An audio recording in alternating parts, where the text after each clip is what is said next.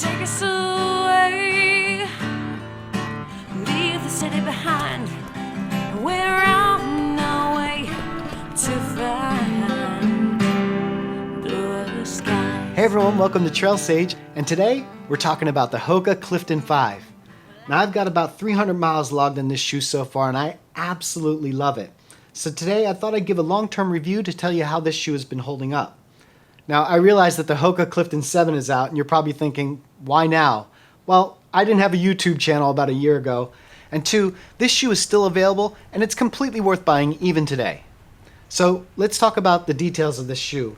Now Hoka calls this a neutral running shoe, and there's a 29mm stack height in the back and 24mm up front, giving this shoe an overall 5mm offset from the back to the front. Now the outsole of the shoe is constructed of this exposed EVA with a little bit of rubber around the heel and on the forefoot to give you some added traction. Now that reduction in rubber means that this shoe comes in at about 9 ounces, give or take your size, and that makes for a pretty light shoe. The overall construction of this shoe is this engineered mesh, and it also has this nice overlay across the toe box that follows down right through the heel and through the collar. Now the upper of the shoe is reinforced, and you have this nice cushioned tongue and a plush collar and heel as well. So lockdown really isn't going to be an issue in this shoe. Now the overall look of this shoe has that classic Hoka Meta Rocker feel with that tapered back and tapered front, which really makes landing and taking off in this shoe really nice.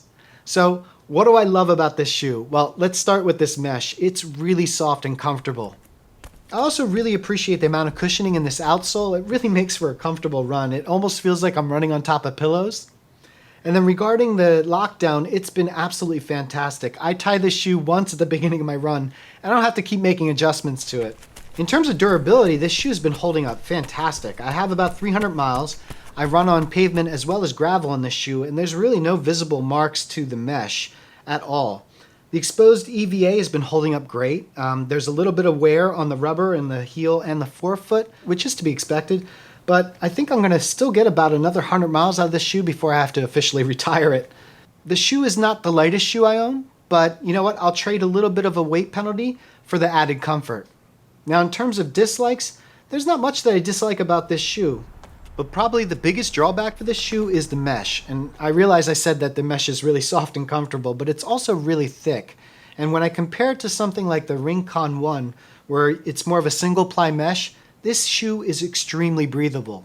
And so when it's hot outside and you're sweating a lot, or it's humid or it's rainy, the Clifton 5 is really going to hold that moisture in and it's not going to release it.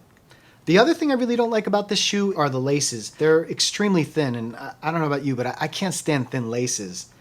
And the last issue that I see with this shoe, and this isn't an issue for me, but if you're a runner that likes to get a lot of feedback from the ground, this shoe isn't going to be for you. It does not provide any kind of ground feel at all. It's very cushiony. Again, I kind of prefer that in a shoe, but just be aware of it.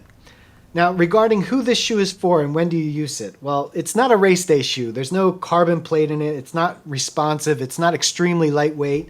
But if you're looking for a shoe that's going to be comfortable for those long runs, or a shoe for your recovery and tempo days, man, this shoe is going to be absolutely perfect. And if you're a beginner just starting out, man, I highly recommend these shoes.